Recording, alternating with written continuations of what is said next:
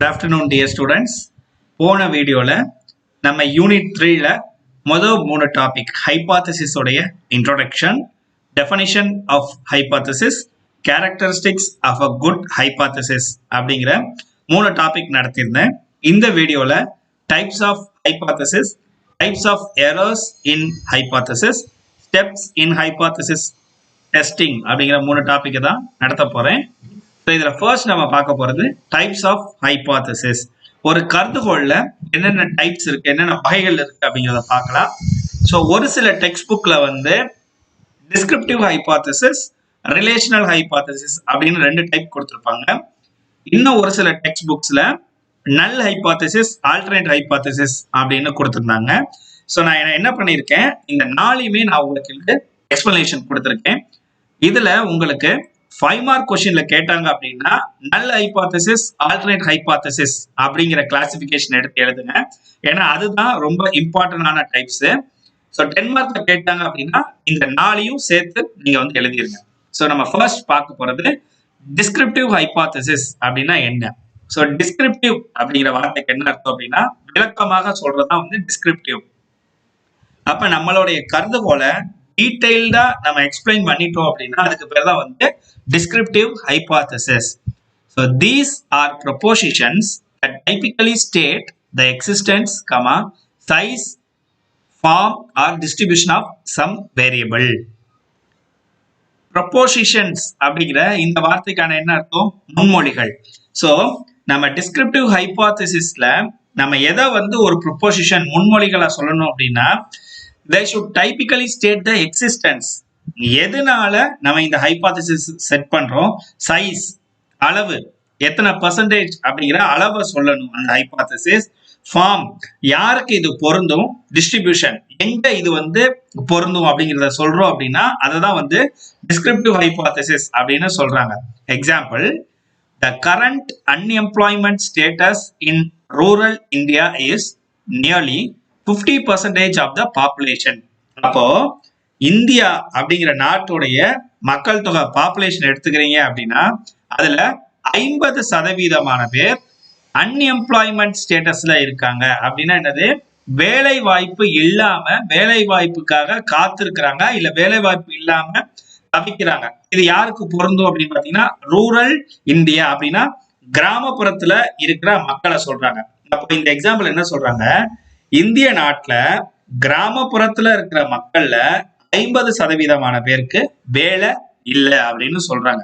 அப்போ இதுல வந்து விளக்கமா சொல்லிட்டாங்களா, இந்தியா அப்படிங்கிற நாட்டுல இருக்கிற கிராம பகுதிகள்ல அதுலயும் இருக்கிற 50% மக்கள்களுக்கு அன்எம்ப்ளாய்மெண்ட் வேலை வாய்ப்பு இல்லாம தவிக்கிறாங்க. அப்ப இதுல என்னென்ன சொல்லியிருக்காங்க, எக்ஸிஸ்டன்ஸ் எதனால எங்க அப்படிங்கிறத சொல்லிட்டாங்களா, எங்க எக்ஸிஸ்டன்ஸ் எங்க நடக்குது, ரூரல் இந்தியா, சைஸ் எவ்வளவு பேரு 50%, ஃபார்ம் சோ என்னது அன்எம்ப்ளாய்மெண்ட் ஸ்டேட்டஸ் வேலை வாய்ப்பு இல்லாம, டிஸ்ட்ரிபியூஷன் சோ அப்ப அந்த மொத்தத்துல 50% பேர் ரூரல் இந்தியால அதாவது கிராமப்புறங்கள்ல வசிக்கிற மக்கள்கள்ல வேலை இல்லாம தவிக்கிறாங்க அப்படின்னு டீடைல்டா நம்ம ஒரு ஹைபோதசிஸ் சொன்னோம் அப்படின்னா அதான் வந்து descriptive hypothesis. Second type relational hypothesis. So வந்து ஒன்னோட ஒண்ணு தொடர்பை வச்சு சொல்லணும். These are statements that describe relationship among variables with respect to some case.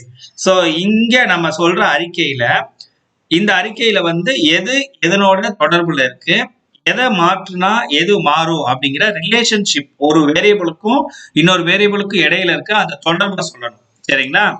Example, the Americans perceive that Japanese cars are superior to American cars. அதாவது அமெரிக்கால வாழ்ற மக்களுடைய பர்சீவ் நினைப்பு என்ன அப்படின்னு பாத்தீங்கன்னா அவங்களுடைய காரை விட ஜப்பான்ல இருக்கிறவங்களுடைய கார் வந்து நல்லா இருக்கு, சுப்பீரியர் அப்படின்னா என்னது, இவங்களோட அது பெஸ்டா இருக்கு, ஃபியூச்சர்ஸ் நல்லா இருக்கலாம். சோ அமெரிக்கன் வாழும் மக்கள்கள் எல்லாத்துக்கும் என்ன ஒரு எண்ணம் இருக்கு அப்படின்னா அவங்க என்ன நினைச்சுக்கிறாங்க அப்படின்னா நம்ம யூஸ் பண்ற காரோட ஜப்பான் நாட்டுல இருக்கிற கார் வந்து நல்லா இருக்கு, நம்மளோட பல நிலைகள் வந்து அது முன்னேறிக்கிட்டு இருக்கு அப்படின்னு அவங்க நினைச்சுக்கிறாங்க. அப்போ இதுல வந்து என்ன ரிலேஷன்ஷிப் இருக்கு, அமெரிக்கன் கார்ஸுக்கும் ஜப்பான் காரையும் கம்பேர் பண்ணி பாக்குறாங்க. கம்பேர் பண்ணி பார்த்து அமெரிக்கன் காரோட ஜப்பானீஸ் கார் வந்து நல்லா இருக்கு அப்படிங்கிற முடிவை சொல்றாங்க. அப்ப இங்க வந்து ஒன்னோட ஒண்ணு தொடர்பை பத்தி நம்ம சொல்றதுனால இது வந்து ரிலேஷனல் ஹைபாத்தசிஸ் அப்படின்னு சொல்லலாம். ஸோ டிஸ்கிரிப்டிவ் ஹைபாத்தசிஸ் அப்படின்னா நம்ம சொல்ற ஹைபாத்தசிஸ டீடைல்டா அதுக்குன்னு எக்ஸிஸ்டன்ஸ், சைஸ், ஃபார்ம், டிஸ்ட்ரிபியூஷன் எல்லாம் இருக்கணும்.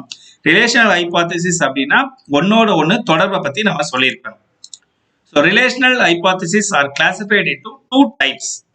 இந்த ரிலேஷனல் ஹைபாத்தசிஸ 2 விதமாக வகைப்படுத்துறாங்க. ஒன்னு வந்து கார்லேஷனல் ரிலேஷன்ஷிப் ஹைபாத்தசிஸ் அப்படின்னா என்ன? ஸோ கார்லேஷன் அப்படின்னா என்னது? Correlation is used to find the relationship between 2 variable. So நம்ம கிட்ட வந்து 2 வேரியபிள் இருக்கு அப்படின்னா அந்த 2 வேரியபிள்களுக்கும் தொடர்பு இருக்கா இல்லையா அப்படிங்கிறத நம்ம கண்டுபிடிக்கிறதா கார்லேஷன். அதுதான் வந்து நம்ம ஸ்டாட்டிஸ்டிக்ஸ்ல பண்ணியிருப்போம். ஸோ இங்க என்ன சொல்றாங்க பாருங்க, these hypothesis simply state some relationship without specifying any cause and effect relationship. நம்ம கார்லேஷன்ல சொல்லக்கூடிய தொடர்பு வந்து தொடர்பு இருக்கா இல்லையா அப்படிங்கிறத சாதாரணமா சொல்லுமே தவிர without specifying any cause effect relationship. Specify அப்படின்னா என்னது? குறிப்பிட்டு அதற்கான காஸ் அண்ட் எஃபெக்ட் எந்த அளவுக்கு இருக்கு. காஸ் அப்படின்னா காரணம், எஃபெக்ட் அப்படின்னா அதனுடைய விளைவு. சோ வந்து நம்ம கார்லேஷன் ஹைபோதேசிஸ் பண்றோம் அப்படின்னா தொடர்பு இருக்கா இல்லையாங்கிறத மட்டும் தான் சொல்லுவோம். தொடர்பு இருக்கு, தொடர்பு இல்லை. சோ எதனால அந்த தொடர்பு இருக்கு, சோ என்ன காரணத்தினால அந்த தொடர்பு இருக்கு அப்படிங்கிற காரணத்தை நமக்கு அது சொல்லாது. காரணத்தையும் சொல்லாது, அந்த காரணத்தினால விளைவுகளையும் சொல்லாது. ஏப்பா பாலுக்கு தண்ணிக்கு தொடர்பு இருக்கா? இருக்கு அப்படிங்கறத மட்டும் சொல்லிட்டா அப்படின்னா அது வந்து கார்லேஷனல் ரிலேஷன்ஷிப் ஹைபோதேசிஸ். தொடர்பு இருக்கா இல்லையாங்கிறது மட்டும்தான் சொல்லும். காரணத்தையும் காரணத்திற்கான விளைவையும் சொல்லல அப்படின்னா அது correlational relationship hypothesis. Example, salesman with good communication skills do better job than those who are poor in communication. Salesman யாரு? விற்பனையாளர். எந்த ஒரு விற்பனையாளருக்கு நல்ல கம்யூனிகேஷன் ஸ்கில்ஸ், மக்கள் கிட்ட நல்லா பேசக்கூடிய, நல்லா தொடர்பு ஏற்படுத்தக்கூடிய திறன் இருக்கோ அவன் நல்லா வேலை பார்ப்பான். யாரோட ஒப்பிட்டு பார்க்கையில மக்கள் கிட்ட பேசுறதுக்கே கூச்சப்படுற, தயக்கப்படுற விற்பனையாளரோட மக்கள் கிட்ட சகஜமா பேசுறவன், மக்கள் கிட்ட திறன்பட பேசுறவன் வந்து நல்ல ஒரு விற்பனையாளர். ஆமா, நல்ல விற்பனையாளர் அப்படின்னு நம்ம வந்து சொல்லலாம். சோ இங்க வந்து தொடர்பை மட்டும்தான் சொல்லுதே ஒழிய காரணம், எதனால இவன் நல்ல சேல்ஸ்மேன், எதனால இவன் வந்து பூரான சேல்ஸ்மேன் அப்படிங்கிற காரணத்தையும் அதற்கான விளைவையும் வந்து சொல்லாது. ஸோ 2வது வகையான ரிலேஷனல் ஹைபோதேசிஸ் என்ன அப்படின்னா எக்ஸ்பிளனேட்டரி ஆர் கேஷுவல் ஹைபோதேசிஸ். அப்படின்னா என்ன? These hypotheses claim that there is a cause-effect relationship between variable. So தொடர்பையும் சொல்லி தொடர்புக்கான காரணத்தையும் தொடர்புக்கான விளைவையும் சொல்லிட்டு அப்படின்னா அது 2வது வகையான ரிலேஷனல் ஹைபோதேசிஸ், அதாவது எக்ஸ்பிளனேட்டரி ஆர் கேஷுவல் ஹைபோதேசிஸ் சொல்லலாம். That is, one variable causes an effect on other variable. So இங்க நான் ஒரு வேரியபிளை மாத்துறேன் அப்படின்னா அதனோட விளைவு இன்னொரு வேரியபிள்ல இருக்கும். சே an எக்ஸாம்பிள், இப்ப நீங்க வந்து சைக்கிள் ஓட்டிக்கிட்டே போறீங்க. சைக்கிள்ல காத்து கம்மியாயிருச்சு அப்படின்னா சைக்கிளை வேகமா ஓட்ட முடியாது. ஏன்?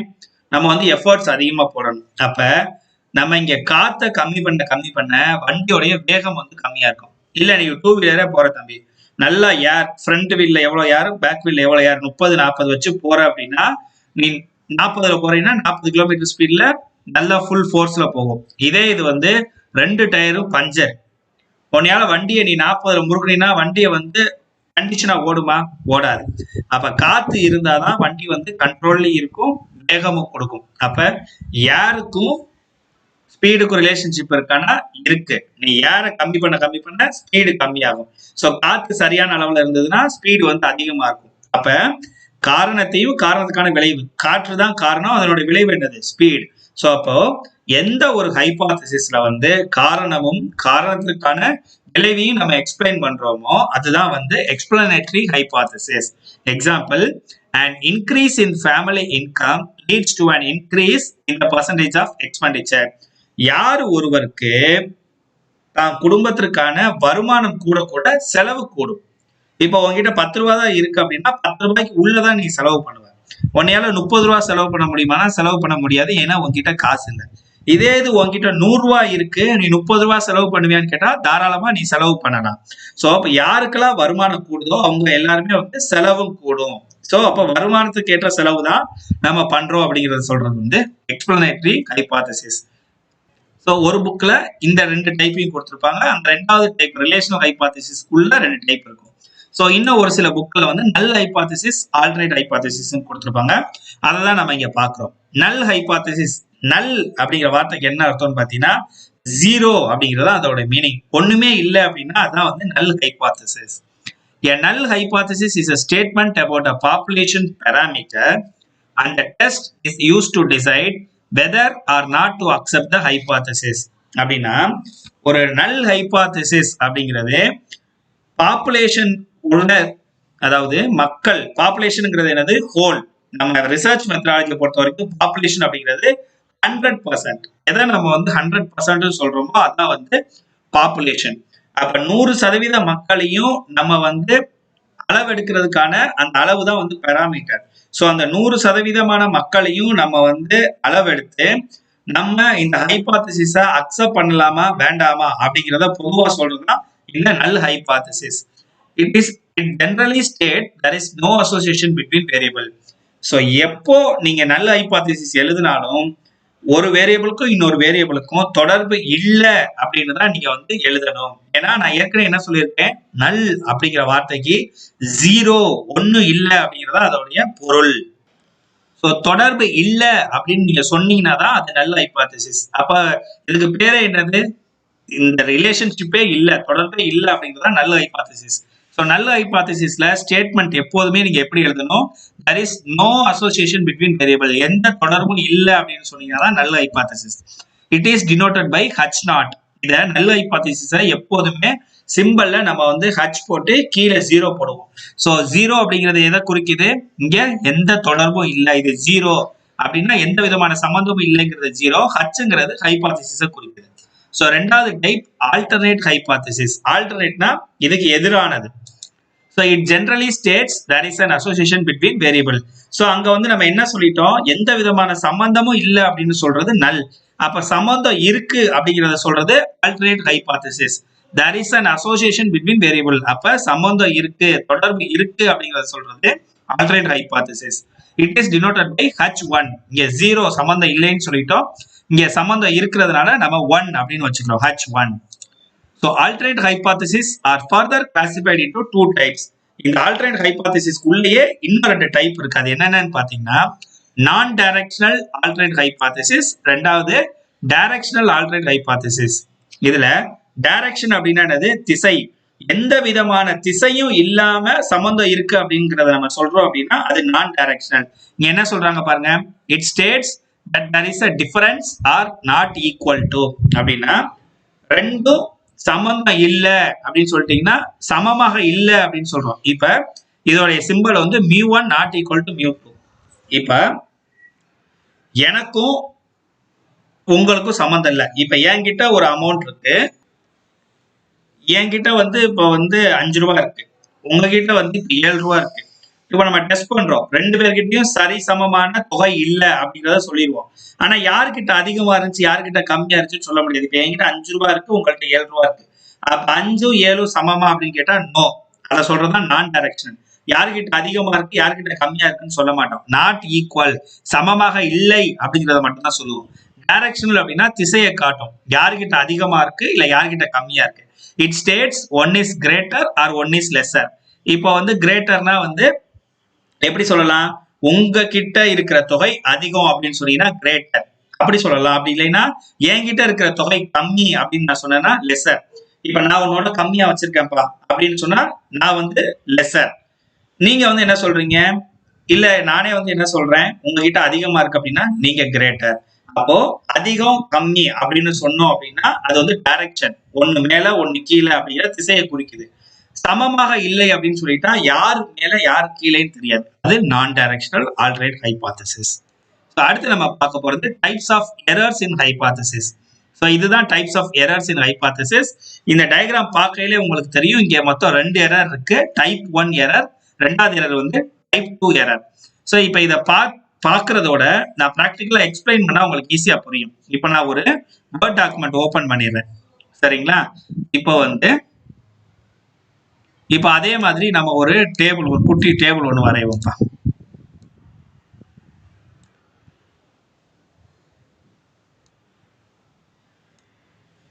ஸோ இந்த டேபிள்ல வந்து எப்படி கொடுத்துருக்காங்க? H0 true false accept reject decision. Okay.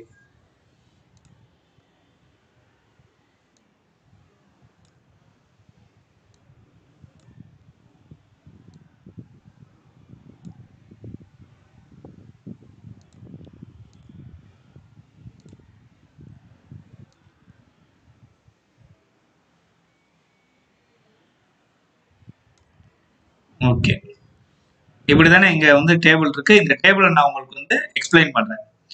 இப்போ வந்து இந்த டேபிளுக்கு கீழே இல்ல வந்து மேல வந்து நம்ம என்ன சொல்லியிருக்கோம்?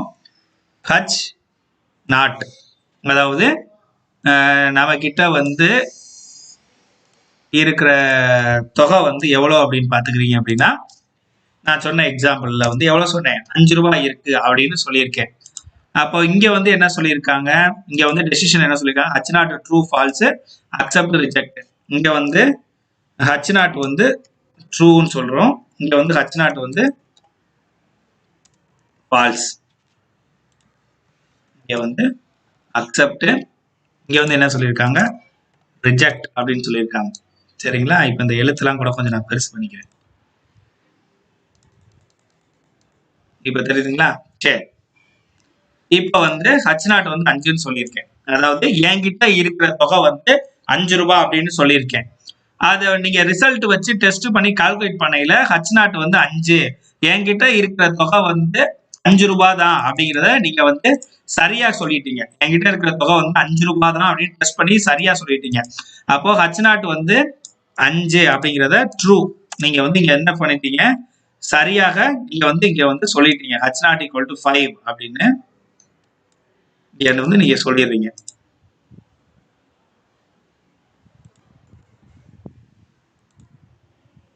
சரிங்களா? அப்போ என்கிட்ட இருக்கிற சரியான விஷயத்த நீங்க சரியா கண்டுபிடிச்சிட்டீங்க. அக்செப்ட், இதை நீங்க ஏத்துக்கிறீங்க அப்படின்னா என்கிட்ட இருக்கிறது 5 ரூபாய், அது 5 ரூபாய் அப்படிங்கறத நீங்க சரியா சொல்லிட்டீங்க. அதை நம்ம வந்து ஒத்துக்கிறோம் அப்படின்னா அது வந்து கரெக்ட். சரிங்களா? என்கிட்ட 5 ரூபாய் இருந்துச்சு, நீங்க 5 ரூபாய் தான் இருக்குன்னு நீங்க சொல்லிட்டீங்க. அப்ப அது சரி, அது சரியான முடிவு. இப்ப என்கிட்ட 5 ரூபாய் இருக்கு, நீங்க 5 ரூபாய் தான் இருக்குன்னு ரிசல்ட் வந்துருச்சு. ஆனா நீங்க என்ன சொல்லிட்டீங்க? இல்ல இல்ல உங்ககிட்ட 5 ரூபாய் இருக்காது, கூட இருக்கும் அப்படின்னு சொல்லி நீங்க என்ன சொல்லிடுறீங்க? உங்ககிட்ட 5 ரூபாய் இல்ல அப்படின்னு நோ அப்படின்னு சொல்லிட்டீங்க. ஆனா உண்மை என்ன? என்கிட்ட 5 ரூபாய் தான் இருந்துச்சு, நீங்க 5 ரூபாய் தான் இருக்குன்னு உங்களுக்கு ரிசல்ட் வந்துருச்சு. ஆனா நீங்க வந்து உண்மையை வந்து நோ அப்படின்னு தப்பா சொல்லிட்டீங்க. அப்ப இந்த இடத்துல உங்களுக்கு ஒரு தவறு நடந்துருச்சு. அப்ப இதுதான் வந்து முதல் தவறு. என்கிட்ட 5 ரூபாய் தான் இருந்துச்சு, நீங்க வந்து 5 ரூபாய் தான் என்கிட்ட இருக்குன்னு கண்டுபிடிச்சிட்டீங்க. ஆனா நீங்க அதை ஏத்துக்கல, ரிஜெக்ட் பண்ணிட்டீங்க அப்படின்னா இது தவறு. இப்ப இதே இது என்கிட்ட வந்து 5 ரூபாய் இல்ல, என்கிட்ட வந்து 7 ரூபாய் தான் இருக்கு. உங்களுக்கு ரிசல்ட் வந்து என்ன வந்திருக்கு அப்படின்னு பாத்தீங்கன்னா 5 அப்படின்னு வந்துருச்சு. இப்ப என்கிட்ட இருக்கிறது 7 ரூபாய், ஆனா உங்க ரிசல்ட் என்ன இருக்கு? 5ன்னு வந்துருச்சு. நீங்க வந்து உங்ககிட்ட 5 ரூபாய் தான் இருக்கு அப்படின்னு சொல்றீங்க அப்படின்னா சரியா? கிடையாது. என்கிட்ட 7 ரூபாய் இருக்கு, ஆனா நீங்க என்ன சொல்றீங்க? அக்செப்ட் பண்ணிடுறீங்க, 5 ரூபாய் தான் இருக்கு அப்படின்னு சொல்றீங்க. அப்ப இந்த இடத்துல ஒரு தவறு நடந்து போச்சு. சரிங்களா? இதே இது என்கிட்ட 7 ரூபாய் இருக்கு, ஆனா உங்களுக்கு ஆன்சர் வந்து 5 ரூபாய்க்கு வந்திருக்கு. நீங்க என்ன சொல்றீங்க? உங்ககிட்ட 5 ரூபாய் இல்ல, 5 ரூபாய் இல்லாம வேற அமௌண்ட் இருக்கு. அப்ப தப்ப வந்து தப்புன்னு சொல்லிட்டீங்க அப்படின்னா வந்து கரெக்ட். சோ இங்க என்ன அர்த்தம் அப்படின்னா, இந்த டேபிளுக்கு என்ன பொருள் அப்படின்னு பாத்துக்கிட்டீங்கன்னா, சரியான விஷயத்த நீங்க வந்து சரி அப்படின்னு சொல்லிட்டீங்க. இப்ப நான் வந்து இங்கேயும் சொல்லிட்டேன் அப்படின்னா உங்களுக்கு இன்னும் ஈஸியா புரியும்.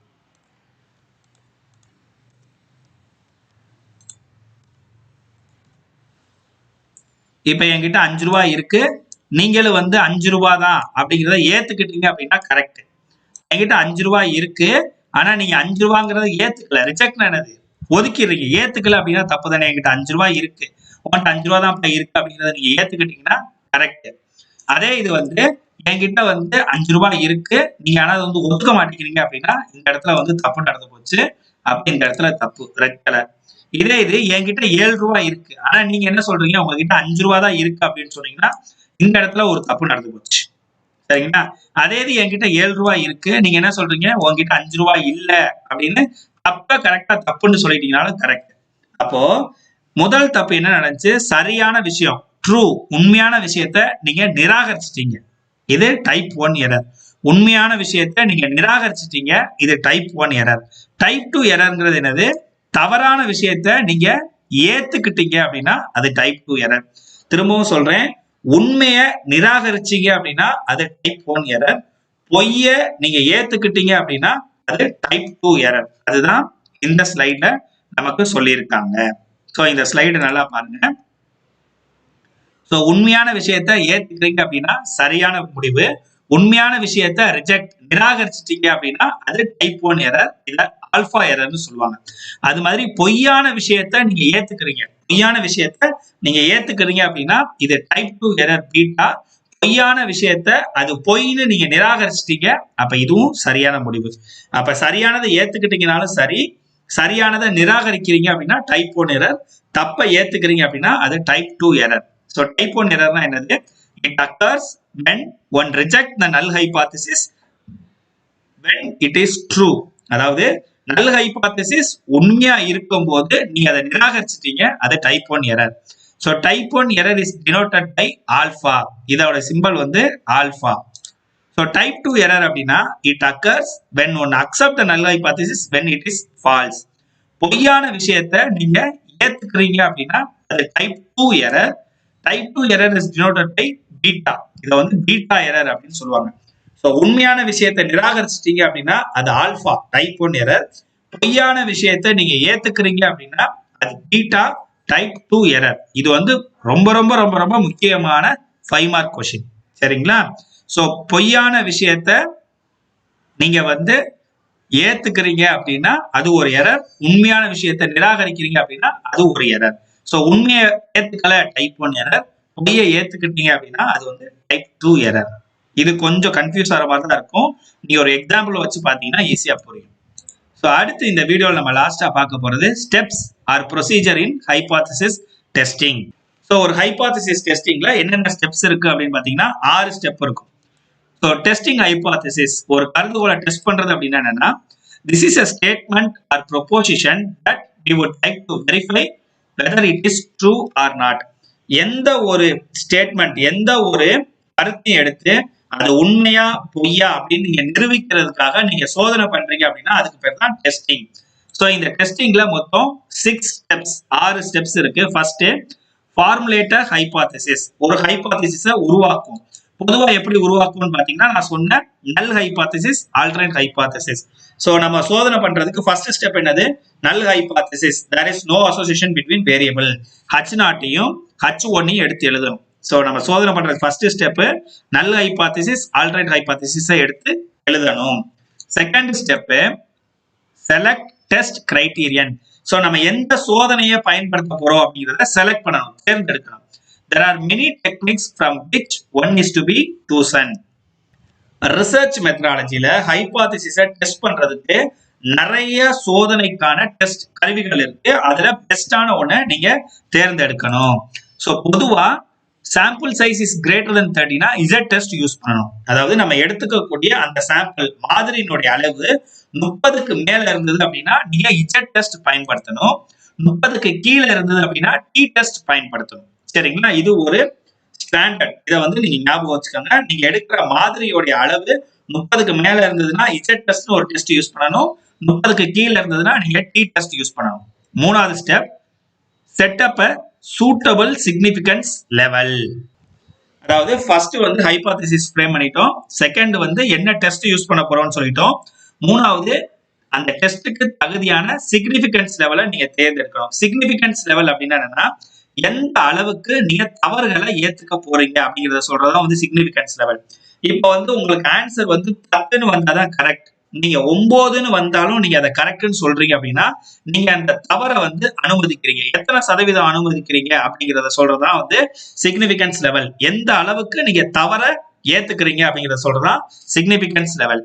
So significance levels means the confidence with which a null hypothesis is rejected or accepted depends upon the significance level used for the purpose. So எந்த அளவுக்கு நீங்க தவறை ஏத்துக்கிட்டு ஒரு நல் ஹைபோதேசிஸை ஏத்துக்கிறீங்களோ இல்ல நிராகரிக்கிறீங்களோ அந்த தவறினுடைய அளவை சொல்றதா வந்து significance level. Usually it is 1%, 5% or 10%. பொதுவாக ரிசர்ச் மெத்தடாலஜியை பொறுத்த வரைக்கும் நம்ம தவறுகளோட அளவு வந்து 1% இல்ல 5% இல்ல 10%. இந்த மூணுல ஏதாவது ஒண்ணுதான் எடுக்கணும். 1% தவறை ஏத்துக்கலாம். 1% அப்படின்னா 99% அதை நம்ம வந்து பெர்ஃபெக்டா இருக்கணும். இல்ல 5% தவறு இல்ல 10% தவறை ஏத்துக்கலாம். இதுல எதுவுமே கொடுக்கல அப்படின்னா நம்ம ஒன்னையும் ஏத்துக்க மாட்டோம், 10 இல்லாம 5% வச்சுக்குவோம். சோ 1% அப்படின்னா 0.01, 5%னா 0.05, 10% அப்படின்னா 0.10. சோ நம்ம எந்த அளவுக்கு அந்த தவறை ஏத்துக்கிறோம், 1 5 10 அப்படிங்கறத இங்க நம்ம சொல்லணும். நாலாவது ஸ்டெப், கம்ப்யூட் த கால்குலேட்டட் வேல்யூ. சோ நம்ம இசட் டெஸ்ட்டுக்குன்னு ஒரு ஃபார்முலா இருக்கும், டி டெஸ்ட்டுக்குன்னு ஒரு ஃபார்முலா இருக்கும், ஒவ்வொரு டெஸ்ட்டுக்கும் ஒவ்வொரு ஃபார்முலா இருக்கும். அந்த ஃபார்முலால போட்டு ஆன்சரை கண்டுபிடிக்கணும். So this step involves various computations necessary for the application of the particular test. எந்த டெஸ்டோட ஃபார்முலா போட்டு நம்ம ஆன்சரை கண்டுபிடிப்போம். அடுத்து அஞ்சாவது step, obtain the critical test value. So நம்ம ஒரு ஆன்சர் கண்டுபிடிச்சு வச்சிருப்போம்.